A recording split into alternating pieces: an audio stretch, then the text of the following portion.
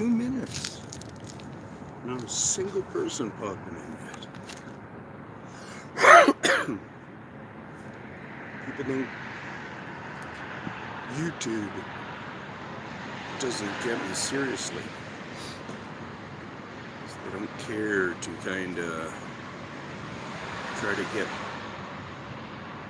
my stuff going too hot. They think, I don't know, I'm a liar or something. I had to do a little surgery on my nose here, so today. But yeah, look what I sit amongst. Do you guys see this? I'm gonna adjust your camera a bit.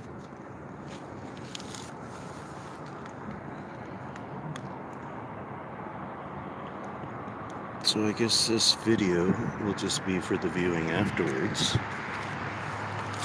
I might have heard as I went to get up there was a little bit of a pop of noise maybe.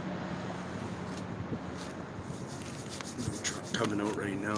We got a berry plant right there, so you know these guys are good mixers with noises, so they mix in noises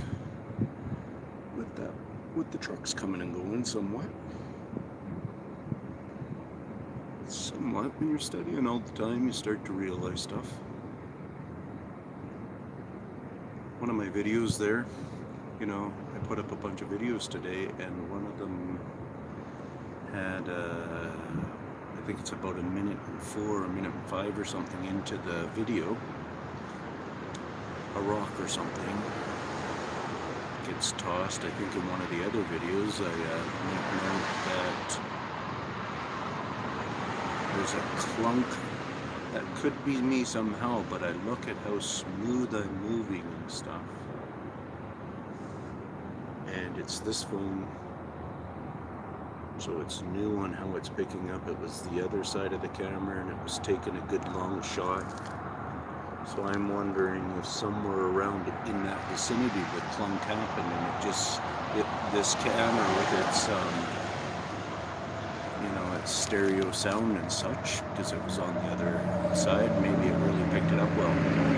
Saying that, hopefully these vehicles that are driving by are somewhat concealed by my car.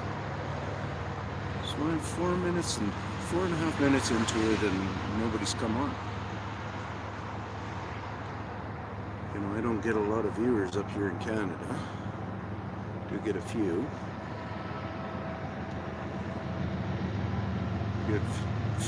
I get some from Australia and New Zealand and such like that enjoy these late night viewings, and you know, I'm sure they all know to set their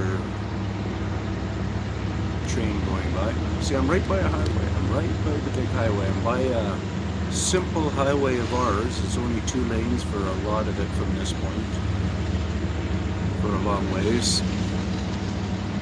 Hello out there, you're the first at 5:20.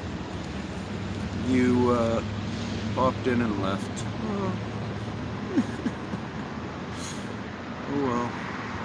Yeah, so I was saying about the train, you know, stuff though.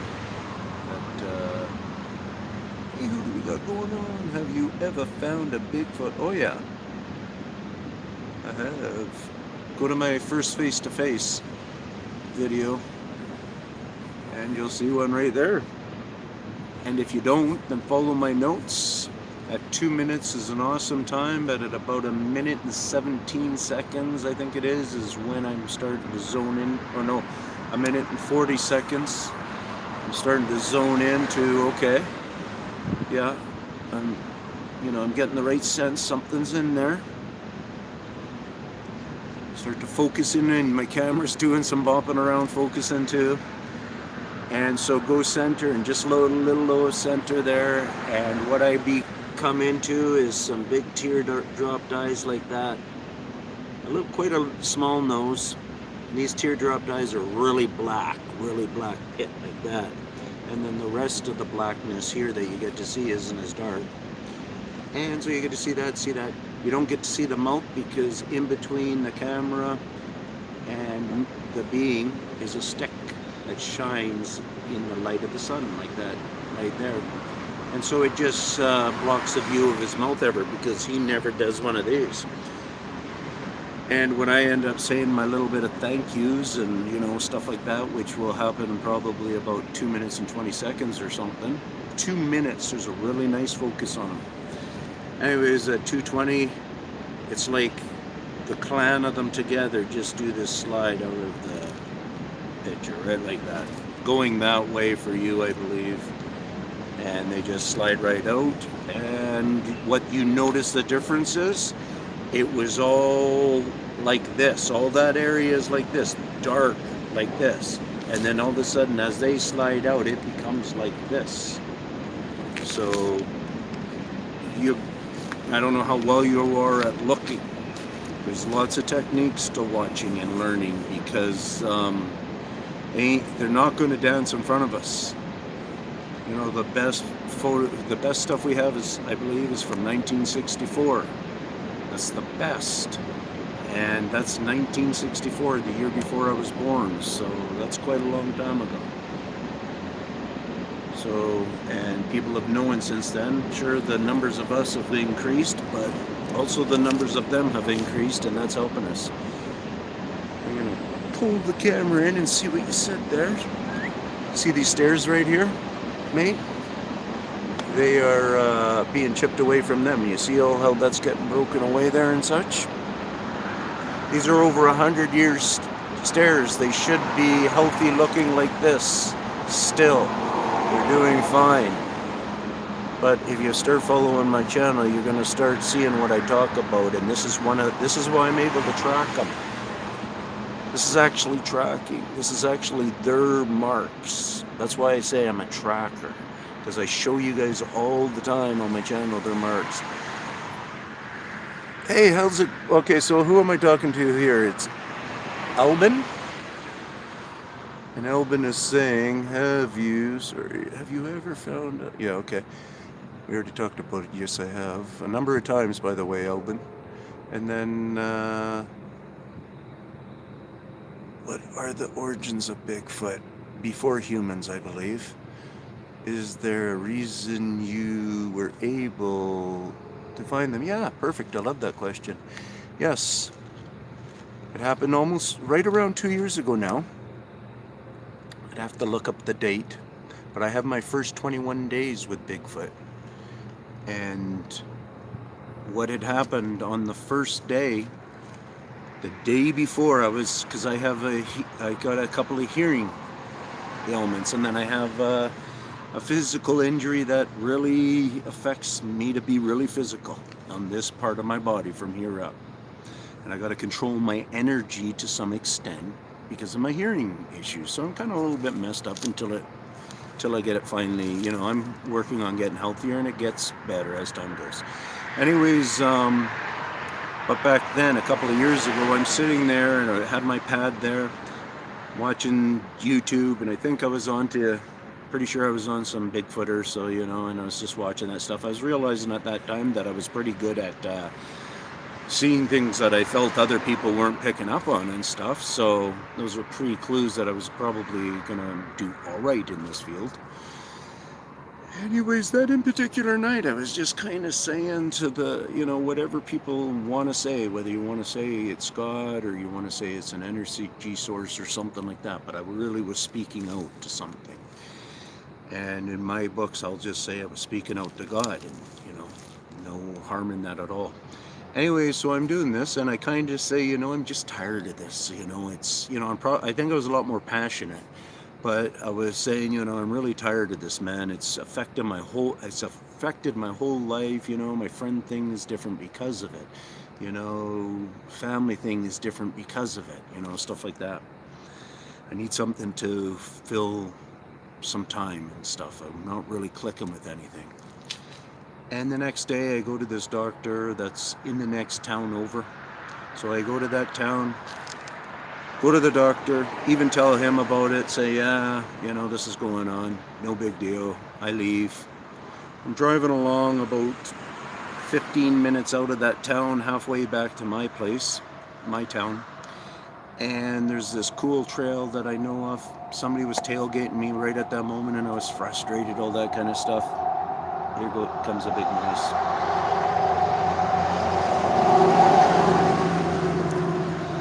And so I quickly just whip into that spot there. And I've been at that spot a few other times. And it's a nice trail. But it's kind of like a logging road trail. And at one point it turns into this nice long path of grass about the width of a vehicle. Anyways, instead of going that way, that I had gone that way a few other times, I chose to do what I had kind of heard on YouTube of they don't enjoy walking on our trail, so to speak, so walk off of our trail and look for their trail kind of mentality. And so that's the mentality that I just walked that day into the forest.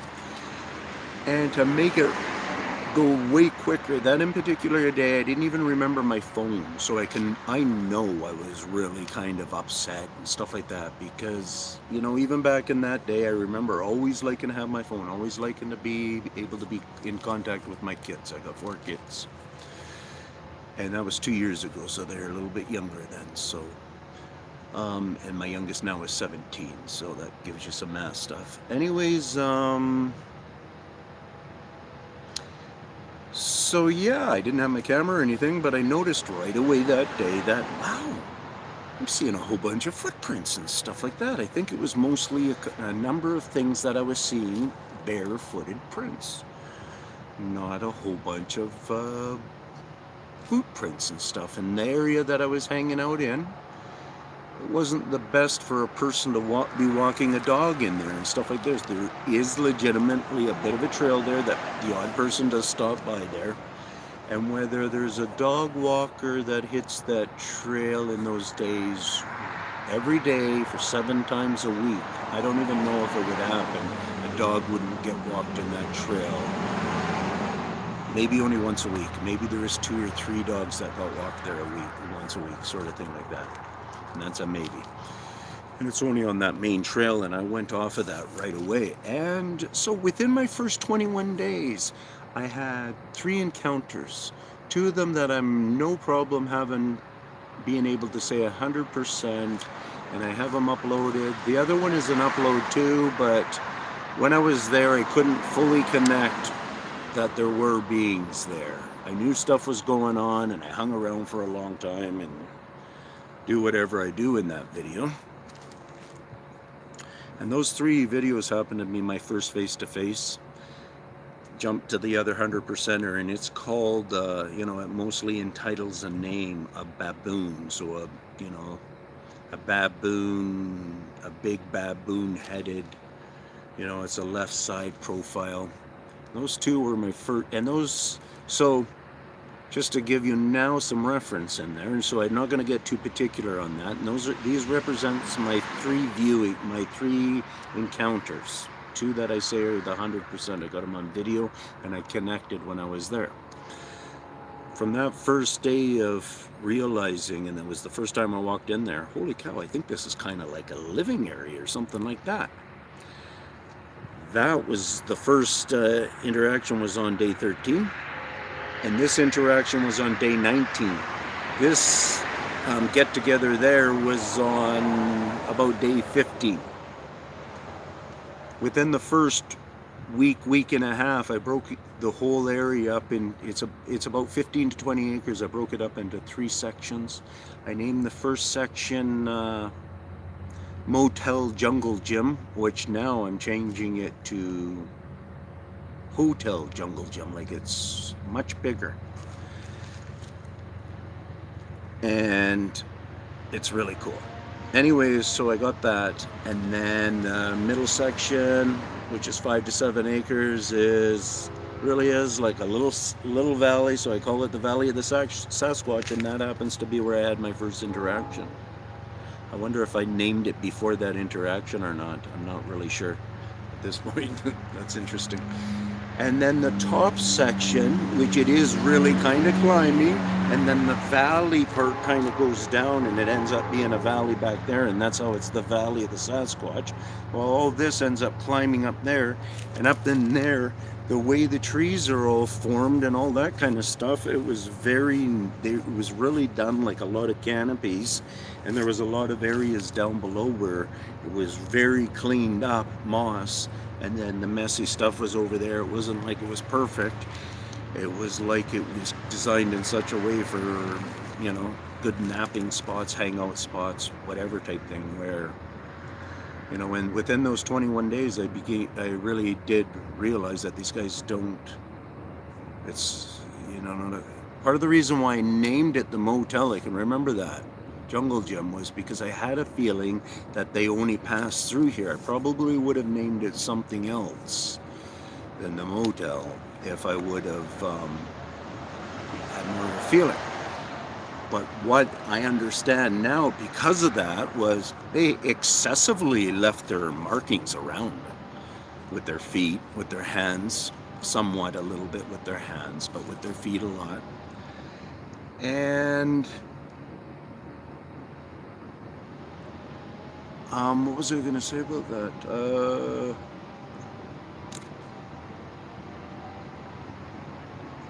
I was going to say, I think, and it still wasn't like it was I still had to figure a lot of stuff out. But I think within probably a week and a half or 2 weeks, I figured I was above 200 different footprints that I had come across that I accounted for being real footprints. Whether they were made up real footprints or they were a real footprint, one or the other, because since then I've really come to figure out that they're huge mimickers. They pull the wool over our eyes, basically. And what's the nickname of that? Because you guys all know that if there's a lot of them out here, you must have the wool pulled over. We must have the wool pulled over our eyes to some extent, that comment, right?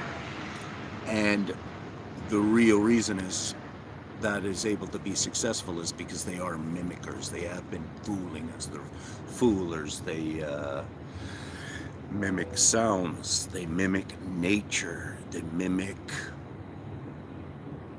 train noise. They mimic lots of different things because that makes them successful in their hiding. But in this area, they're not just mimickers, they're also farmers. And they also naturally do this wear and tear. Natural sense, somewhat related, so simple as far back as just an act, doing a duty. I don't see how we're going to be able to go, hey guys, some of these duties or these jobs that you do are affecting us. I don't think straight across the board they're just going to go, okay, everybody, let's get together. We're never going to hurt their power lines anymore, foundations. We're not going to do anything to their bridge foundations. We're not going to wreck their roads. We're not going to wreck their hydro poles. We're not going to mess up with their communication wires above ground and underground. We're not going to mess with the hydro poles, if I didn't say that. We're not going to mess with water systems, control systems. We're not going to mess with the concrete and dam systems. In some respects, if you really study and understand the things that are affecting dams, have to do with water heights and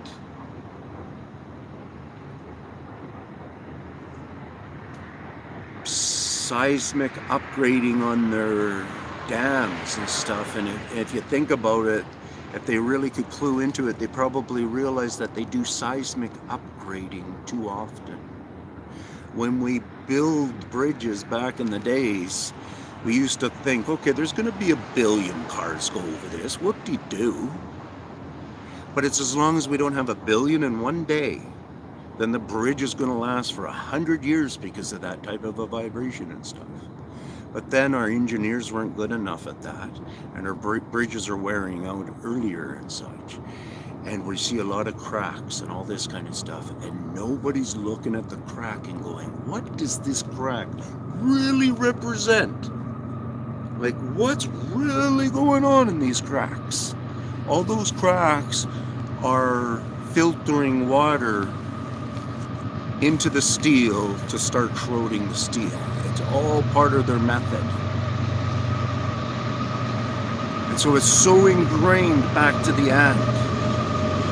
And they're so into it, I don't see or believe yet at all fully that they're doing it to get even with us somehow.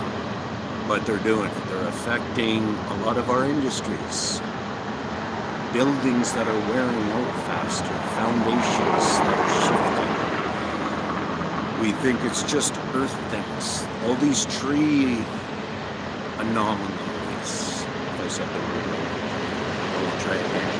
But if you don't know what's really going on with the trees, then you probably don't know what's going on with the roads breaking up and the rocks breaking up and the avalanches and stuff like that. You know, and then recently in a third world, hey Matt, country, what state am I in? Oh, I don't know if you do that.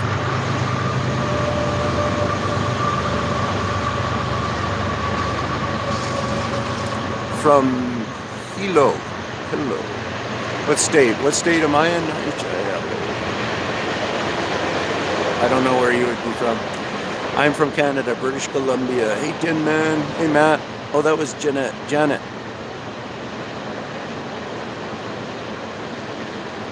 Yeah, it seems like that, Matt, but I don't know. There's still stuff we have to figure out because of it. Anyways, I'm done above done. This is them. This is a signature of theirs. So we really do start needing to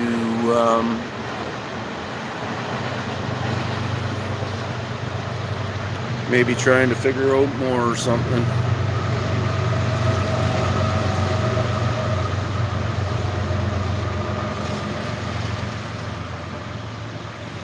I've been kind of trying to study this area a little bit with a few lives and see if I get any types of shining, because you know, if the camera can pick up a shine, right? Like say that's here all the time. Say that rock right there. So the camera sees it and it can pick up the shine. You know, are our eyes sensitive to, if I was standing over there, to really see that in particular rock stepping out a little bit, shining a little bit extra? I don't know. Do some people? Maybe. Do these beings naturally? So in other words, the first time I did a live here, the way I was calculating those so-called leaves, where the rhythm that they used and stuff, they had me so baffled. So I took this point, because there's a number of changes that I did with camera angles and stuff like that. And there's a number of minutes and time that to be able to watch in those things. And yeah, I just found that it was worthy enough to do those few. And then I'm doing this as a little bit of a backup, just see if I get a little teaser. And I also just did, because this is my new camera, so I'm testing it out at the same time. Anyway, so I also did about a 15-20 minute, 10 minute video of myself where I set it up here and I went and did a bunch of walking around up there and such like that. So I'm hoping if there's anybody's around, I'm tweaking them enough that they're just willing to keep teasing like that and throwing out their eyes into the camera and stuff. Whether they understand that limit or not. Full camera understanding that this is going anywhere. It makes sense for something. You know? even just the videos we all make and all these pictures and stuff, what are they really thinking when we're all doing that? Alrighty. And Matt is saying one might be... Oh yeah? Cool. I think it's worth for me to keep sticking around then. I'm gonna get my water here.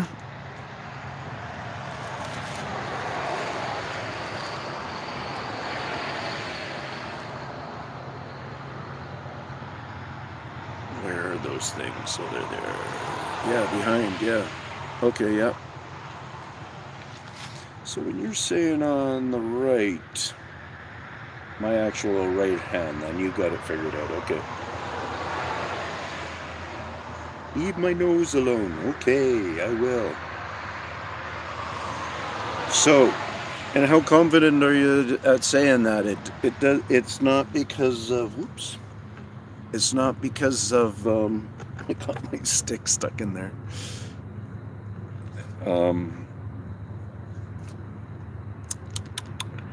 Just a leaf or whatever, like I was talking about there, right?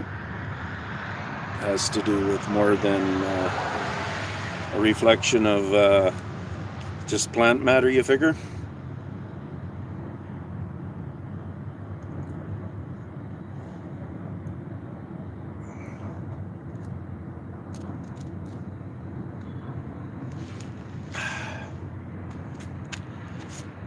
Yep. Some people were saying that on this angle, I should be getting a bit here. See, and this is the rock breakdown. This is the rock. This is the concrete. This is a piece of concrete. Yeah, this is an actual piece of concrete then. Okay, so we see the piece of concrete in my hand. And now I'm gonna quite hard, like I'm an aggressive guy, so I'm doing this quite hard. Seeing if I can wipe off any concrete, like crush it off. I'm doing it extra hard. We'll see how red my fingers are. So not much come off of there. A little bit of dust. They clean it up. They break it away. It's really not this weak. So here's a rock. A lot of the reason why I check the rocks like this and such is I'm really checking the vibrational state of a condition. I do it with trees and stuff like that lots of times and stuff. You know, there's more language than just looking at stuff or just listening to it when we're looking, right? So like this rock right here is really in the concrete, very firm. But you go to this one here and I can feel it even. Like I can feel this. Yeah, I'll rotate, yeah. I can feel it that it's you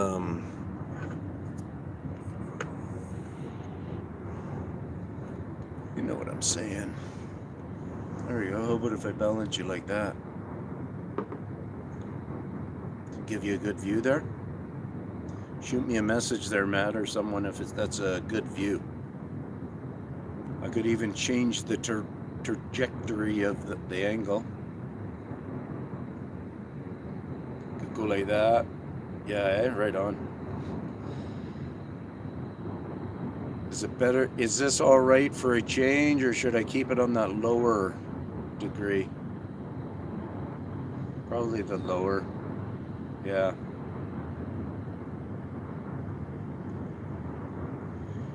Keep it like about like that. That handle could be vibrating noise up through it.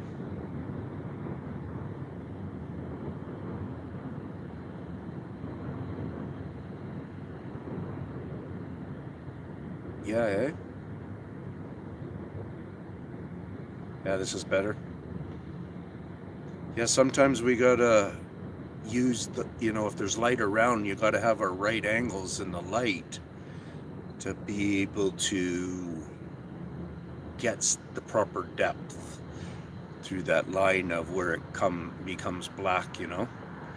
And that's one thing that I'm hoping this camera is going to be good at, is better than what I've been using at, in those dark spaces, because, what you could see, I don't know if you know this, Matt, but I call them finger glasses.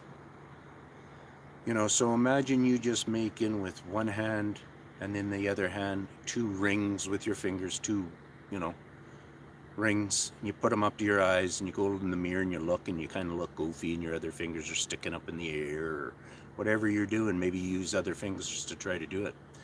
The point is, it's actually more like looking at it in the sense that they're sticks than glasses.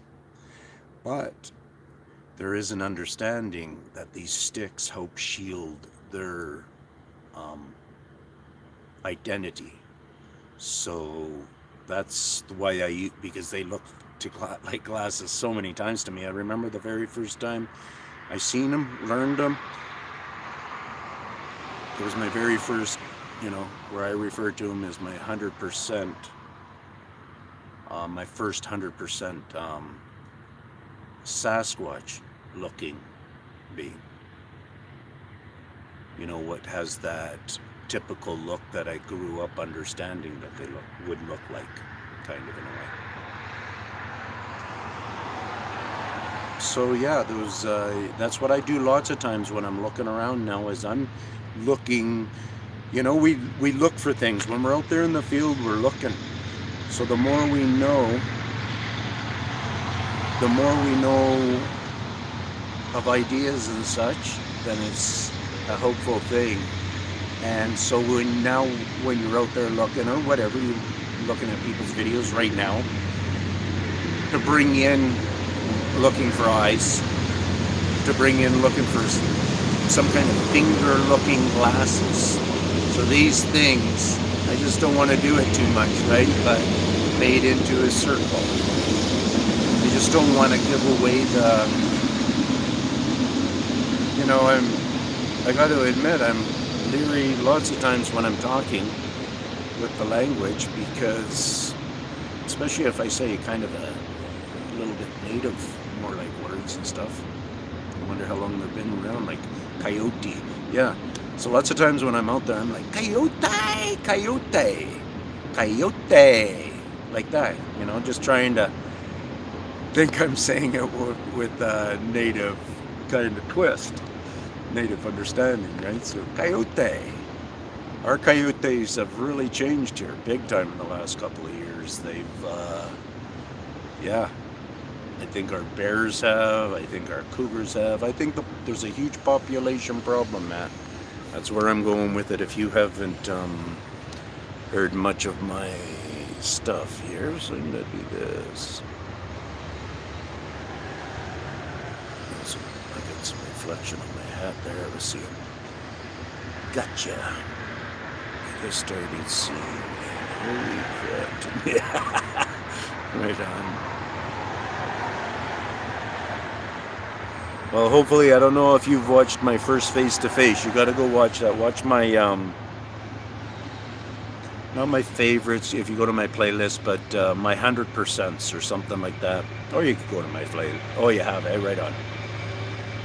Hopefully you've seen him. He's a youngster looking in there, I think. And then the more you watch it, it's one worth watching. Time and time again, that one. Still to this day, I'm learning more off of my first face-to-face video. I can't wait until I'm in that position where I have this big screen, like one of those big 80 inches. And an awesome whatever kind of computer that's doing the best quality you can get up on this great big screen. And so I could be standing in front of it and really analyzing a number of my videos. But, obviously that one. Another thing I got DNA. It was given to me as a gift, Matt. And this is, I don't know, have you seen that one where try that one? Yeah, I won't explain too much of it, but, it was really given as a gift, and if you listen to me give the breakdown on it, how I see how they cleaned it out, how it was a claw system of cleaning, angularness to it. You can see they're cleaning out the inside of it because it's a bone with more bone marrow in it. When I got it, it had blood red still at the bottom of it. By the time I got out of the bush, that blood red was already changing and drying up. So in other words, I got them in the midst of snacking away, and I came in and I decided, and this is actually my first habitat place, but it's the next year, or 9 months or something later, I can't remember, but I think it's the next year. Anyways, so I went kind of to this back area there. It's kind of densey and stuff with, yeah, dirty densey. Anyways, and right on my pathway, I see this thing, and yeah, with the freshness in it.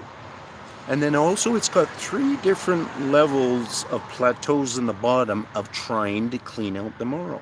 You know how you would do it with a cone? You'd get to the point where you just end up turning the cone around your whole finger to clean out every part of it, or like your bowl or whatever. You turn the bowl, right? They probably would do that, but hadn't gotten to that point yet of deciding to do that. So they had cleaned down to 3 different levels of plateaus. And so what are you doing? You're passing the lick to the kids. Here's some more bone marrow for you. Here's some for you, or whatever type thing. There could be more than, I don't know if they can break up DNA that way, but there could be more than one being on in that saliva test. And so get this, they were putting it into the fresh, still as far as I would understand, blood in a red-ish state or whatever, would have a certain amount of life in it. So they were doing all through that life, and it was still ending up in the very bottom there. Because they cleaned out that much of it in a bone that's maybe about this round or something, down, 1.5 inches or inch or something, 1.5 inches. Anyways, yeah, so you think about the life that got kept in that. All I was able to do was basic freezing, but so yeah, someday that's a huge thing. That's a super huge things, the silly things that they're trying to pass off as DNA and such like that, these hair follicles and all that kind of stuff that they're getting samples, that they're just finding around and stuff. And no, but I don't know if it has ever been put out at all that any of that stuff really holds any ground to it. And I myself, with this sample that I have here, I think it will hold immense ground. And the reason is because I did 21 days there. In that 21 days, I had all those experiences. Not a growling at me, nobody threatened me, nothing like that. My big baboon, male-headed baboon man, if you can connect with that guy, you realize his head is almost 2 feet or somewhere around there. From the back of his head to the front of his snout, and his snout comes off of his face like that. And I was there for a good 10 minutes or maybe even more so. Got him on a couple of different cameras even, and yeah, I was the one who ended up having a breakdown and leaving. Although he does move a couple of times and he does goes into a hiding position and stuff, so. Yeah, I guess your dog lake, yeah. I try to stay away from the dog so much. What's Lassar?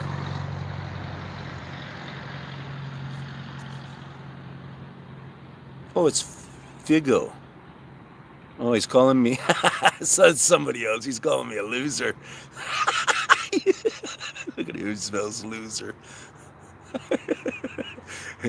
Come on, Matt. You got to give me a laugh on that one. Who is that clown, eh? Yeah, idiots. That's funny. I was actually, because his thumbnail's blue like yours, right? So I'm thinking it's you, and I'm thinking, you call me a loose? Because I would thought that for a second, and so I threw out Lassar instead. Lusar. I'm a Lassar. Anyways, yeah, no idea, eh? Right on. Matt Prentice, where are you? So you're in the States. Yeah, you said where you were in the States there. Why now is this happening? One thing that I have is just Tennessee. Okay, cool. Is a population explosion awakening in some sense. I believe they've been here for a long time. I see their work in real ways, that they are working on the land and caring for things and stuff. So and then through the way that I've connected with them and stuff like that, I think they're older than us humans and been around longer, had that longer job. And where's I going with that? What did you say there? Well, with this happening. So, two things. Their number has gotten so big, and that they do have litters. And you think about it, and lots of lots of the animals and such that have litters can have multiple, like have litters every 2 years or something. Some of them can have them more often than that.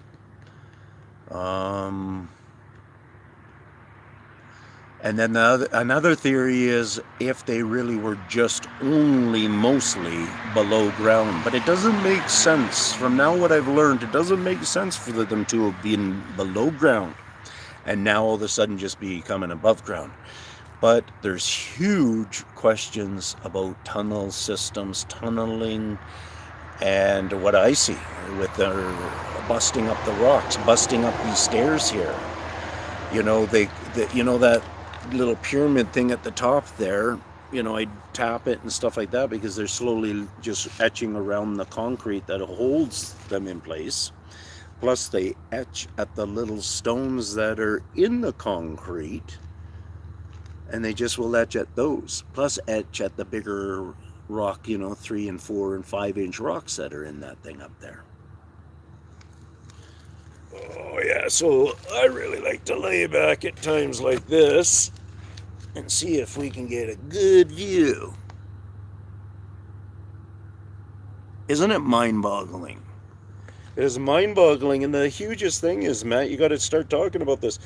If you really just go look at my 2 years history on my channel now, or you've already been saying you've seen some stuff, okay.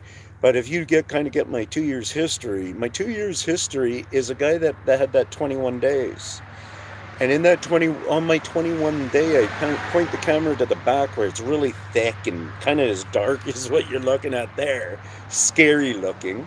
And I point my camera and I go, guys, I got to figure out how to, and I don't even know why I was making myself decide that, but I got to learn how to track these guys into that kind of stuff. And I really didn't want to have that experience back then. I knew I was trying to fight it off. You're catching up, cool. Anyways, so I kind of just said that I got to figure out how to track them, thinking I had no idea didn't understand what I really learned in those 21 days. It was, I think, 2 days later, I was so it's right here, say. I was on my way up there, decided instead of going that way to the place, that habitat, the only habitat I had at the time, and I decided I would go a different spot. I would go a different way. I came around, I get kind of mixed up. I see some people using one of those creek water hose things. So I pull over to get some water and stuff. I see some trails right there. So I go up the trails. I ended up spending a couple hours there, ended up figuring out that was a huge place. There was a lot living in there. And I think it's probably hundreds and hundreds of acres, that in particular area there. It's all waiting for development. And so it's kind of closed off to make sense for people to go in there. And yeah, even on that day when I was walking out of there, as I was coming down to close to just walking out the trail there, I look down and I see a raven wing or a crow's wing, something like that.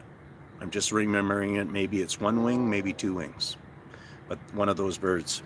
I bend down, because that's me. I lift one up. And right away, I think I got to see the eagle skull, which was a young, yeah, it was a young eagle skull. I actually have that skull. Yeah, I kept that skull. Kind of kept it as a gift in a way. I almost thought I was being gifted. I wasn't really understanding what went on, but hear this out. And then also a blue heron skull, which was also a youngster skull, and I'll explain that in a second, how I know that with both of them. Immediately I knew it.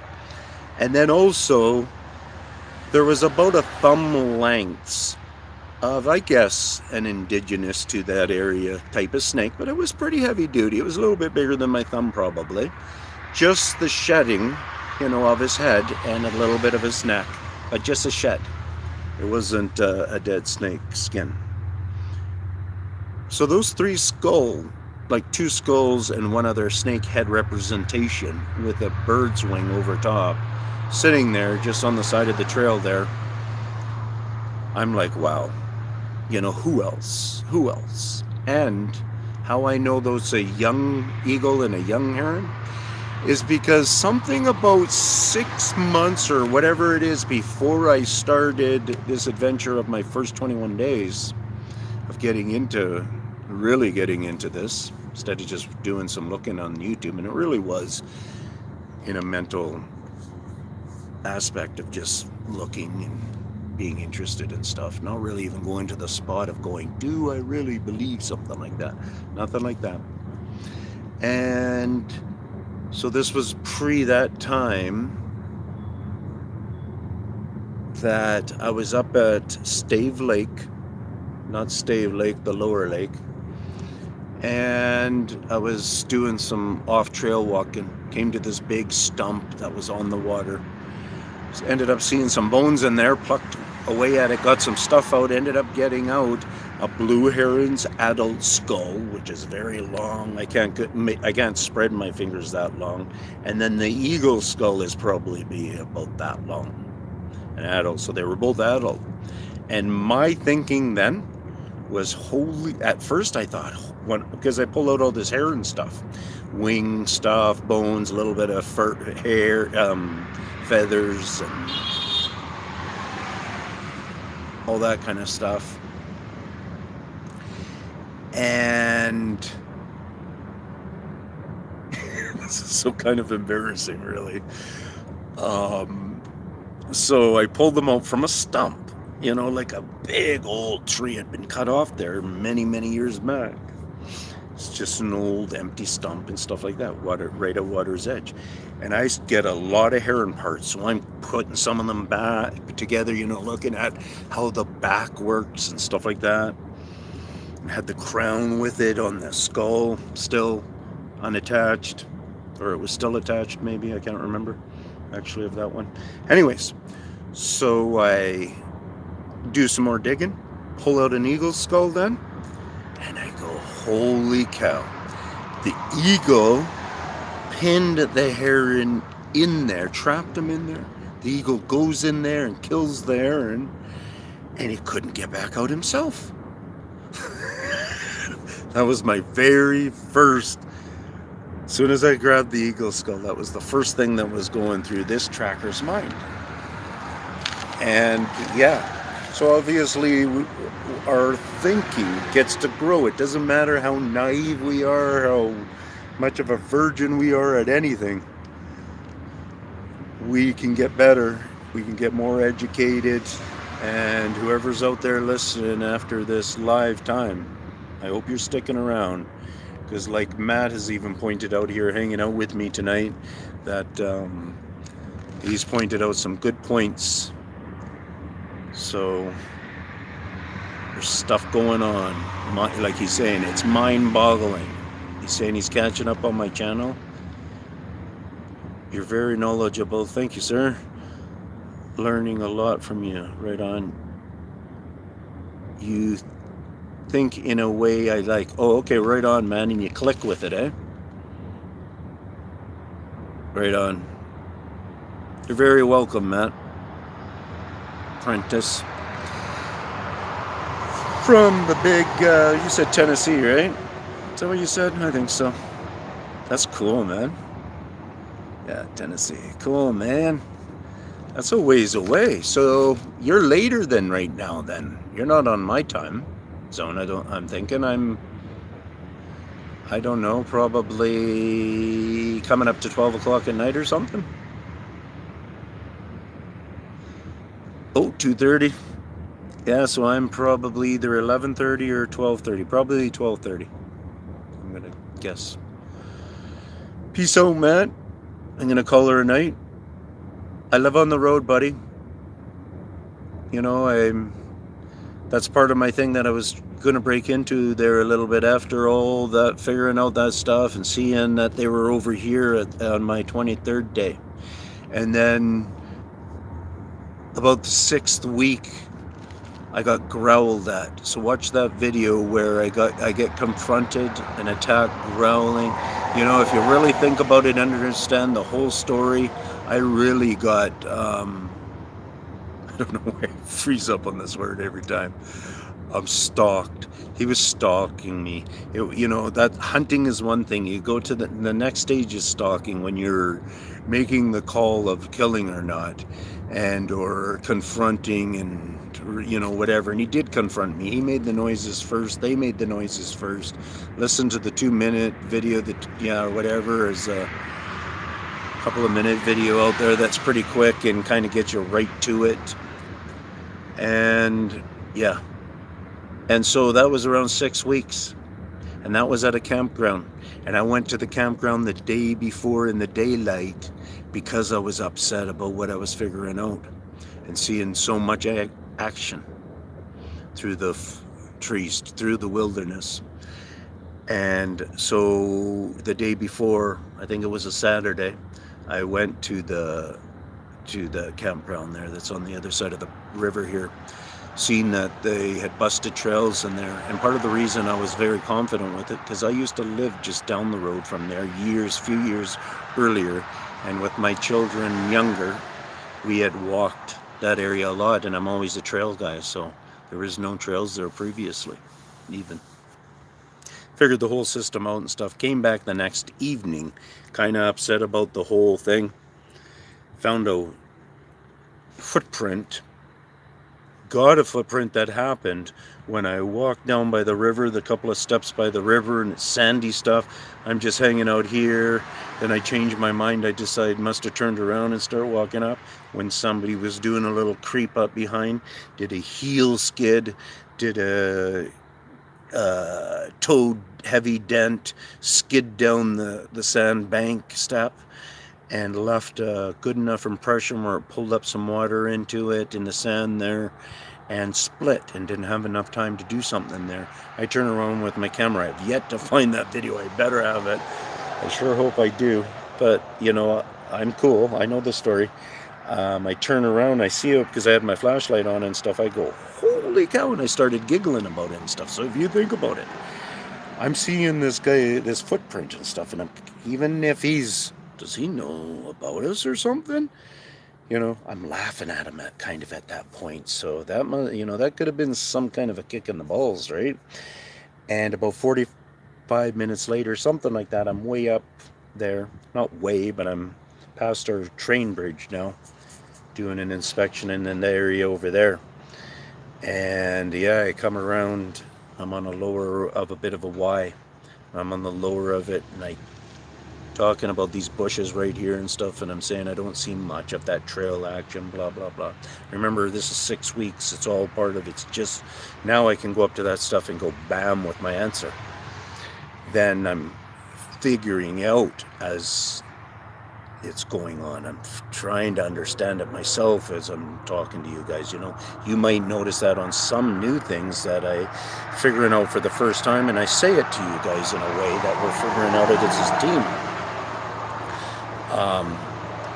Then I get to a point where I'm just, the confidence is, there's no sense me bringing you along like that. People just got to realize, you know, I say I'm a tracker for a reason. Anyway, so back to that spot. I hope I find it. 6 weeks, yeah? Oh, yeah. So the daylight the day before in the campground, the next evening about 8 p.m., something like that, I burn over there. It's not far from here.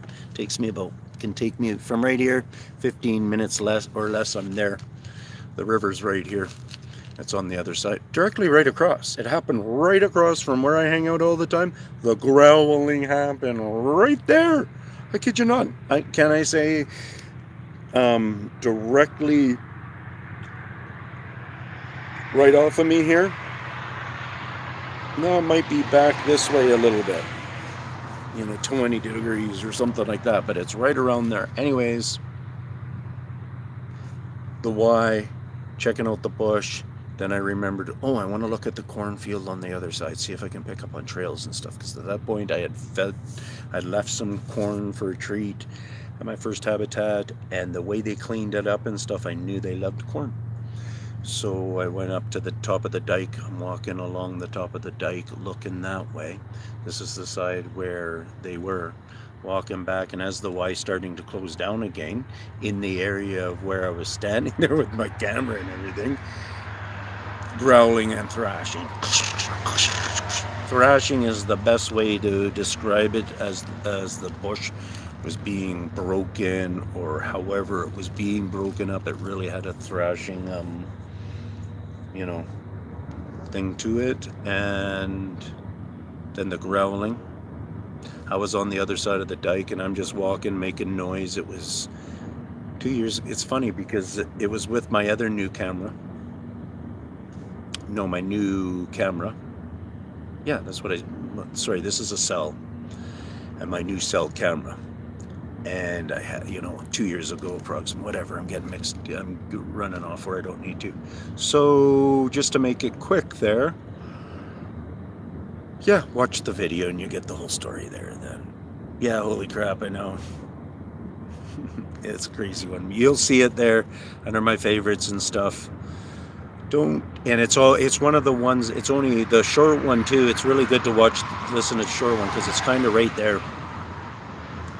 And all you do is right away, I'm just scuffing, and within, I say 3 seconds, but it's more like 5 seconds. Around 3 seconds, you hear a very quiet noise. But on proper or different audio things, I've heard it where I know it's a growl. A couple of people that I have confidence in their hearing and stuff had heard it also as a growl. So there's two, maybe 3 growls within the first 5 seconds. The 5-seconder one is, some people can't relate it as a growl, but it's a trumpeted, think elephant trumpeted lion growl. And I came up with that terminology before I ended up hearing other people have actually referred to a similar type tone in that way. Since then I heard that, and then right near the end when we're talking about a minute and 40 or something like that in your face, what's going on? Hey, how come you're so upset with me? I was on this side of the dike when it first started to happen. And I just didn't hear his heavy growl, or else I don't know what would have happened if I would have really been able to make out what that was. But anyways, I walked the 10 feet or whatever to this side of the dike and get a little bit more into it with them. And yeah, that happens within the first 10 seconds or something like that before I transfer over to there. And I think there couldn't be more than one. And yeah, so having that experience, and as I challenged his aggressiveness, I don't know if we can, with proper audio equipment, we're going to be able to tell really well with that. His aggressiveness was getting worse, more aggressive towards me. But on the video, just listening to it basically like that, people might not be able to tell, but I can pull in the memory very well that I made the good decision just to, okay, now's calling it. And I called it calmly. I called it like it was all calm. I just, when you're in a situation like that, I know if somebody jumped out in front of me, man, I'm freaking out. But because it was done like that, then I was able to, keep it calm.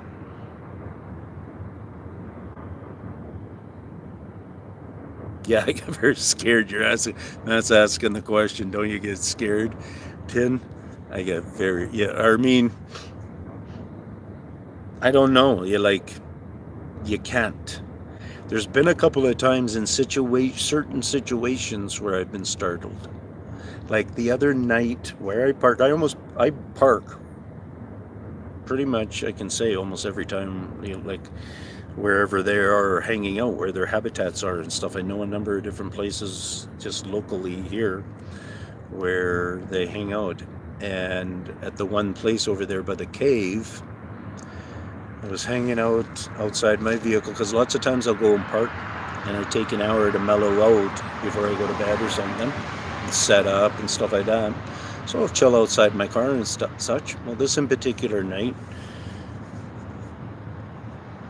a car drove by, and when a car drove by, I happened to be going over to this way and look in this direction. And I seen a shadow that I felt moved exactly like maybe a little bit thinner, more boarded version of me. Like not where, I don't know, but just a shadow that worked kind of like a human would work, but just all black, darkness to it. And I jumped with a word like noise, like it really scared me, because I was right beside my car and I turned like this. And then so I analyzed a couple of other vehicles that drove by and tried to pick up if I could see any kind of shadow going there again and stuff, and I couldn't pick up what it could have been. And I sit there as a guinea pig. I want you to, people to realize that I sit as a guinea pig a lot, and I do it on purpose. This is how I live. I'm living amongst them. I'm getting in some awesome research, and I'm getting some really valuable information, I believe, and others will, like I'm sure Matt is cluing in here as we speak. Anyways, so it's a necessary thing. I want to do it. I have the time to be able to do it. I have the ability to be able to sacrifice, cover my own costs to this point, all this kind of stuff. And why was I saying that? What did that have to do with that shadow, man? Well, yeah, just the fear of it, I guess. I don't know. Because it sure does, Just, I try to get it through to my kids, or I have a couple of times the odd time that, because I want them, if somebody dies of a heart attack, people understand it, they're right there. If somebody disappears, nobody understands it until that person is no longer disappeared. So if you think under the circumstances, I'm not going to disappear because of some hitchhiker guy come up and hit me over the head when I'm on my YouTube live or whatever. I just know who I am, and I know all the locals around here. Maybe if I'm out in the boonies or something and I disappeared, then people could look at it a little bit different. That, okay, let's first think and look at his stuff, and they'd be able to figure out a human makes a mistake too quick. And I have stuff, I have a vehicle and stuff, so they would be able to figure something out. But if my vehicle's just there and it just looks like signs like this guy just went for his walk, I'll be able to be found because I'm out there with a broken foot or something. I'm not dead. And if I end up being missing, right now that's the only haters I got or the only that could be the haters in my life that could for a reason choose to make me disappear, or is interested so much in my presence or something that they want to take me and show me off to the family or something like that, and take me somewhere else. We don't know. Peace out from the Tin Man. Thanks for hanging around, everybody. Not many came in, but those many lose out, don't they? Oh, there's Betty. How are you, Betty? Truecott? Is that your only threat? Yes. Thank you for asking. You're welcome, Matt. Yes, Betty, that is my only threat that I recall. Yep. I've had interactions where they've played rock throwing with me into rivers. I've had it where recently they did rock throwing, some bigger boulder throwing and stuff, but I think it was a bit of a scare tactic. The other one where it's legitimate, I haven't been back to that guy's spot for maybe I'd say probably about 9 months or 7 months, I don't know, quite a few months. Anyways, I haven't tried the rock throwing thing because it always happened at night, and I haven't tried it for probably about a year. But that in particular spot, the first time it happened, whoever it was, they threw first on a spot across a water canal that no humans would be hanging out there at this time or anything. And he started first, and the first time it happened, they threw around 7 rocks. And I threw whatever I threw that night, and I've had a total of somewhere around 12, 15 rocks, I think it is, thrown back or by them at that in particular spot, and over about 4 times, I think it is. So some pretty cool, yeah, playing some cool games and stuff. Yeah, you meant in a growl. Whoops. Yeah, you meant the growl one. Yeah, I get you. Yes, this will be recorded, Matt. Alrighty, it'll be uploaded in just a couple of minutes. Peace out. Thank you very much, guys. And yeah, I'm not a joker, when I'm really making real claims out there of my concerns and stuff. Am I overexcited about it at the in particular time? Yeah, maybe, but you guys don't know the amount of information that I see that's going on. You don't know what I see they're affecting. How many different of our trades, the farms, they affect the farms, and the farms aren't necessarily going to always be so necessarily mad at them. But we just, as this number is growing, that is probably the ultimate concern, is the number is getting too big. I will. Thank you very much, brother. It's telling me to check in the footage behind me. Have a good night. Thanks for sharing your time, Tin. You're welcome. Hey, Bigfoot Memphis. How's it going, bro? I was told by the live crew tonight that just now as I'm signing out to rewatch my video and see what kind of shining's going back here. So Memphis, so you might want to do that, because I'm just signing out, dude. Betty, always interesting, lots of pieces to try to put together. Oh boy. Peace out, everybody.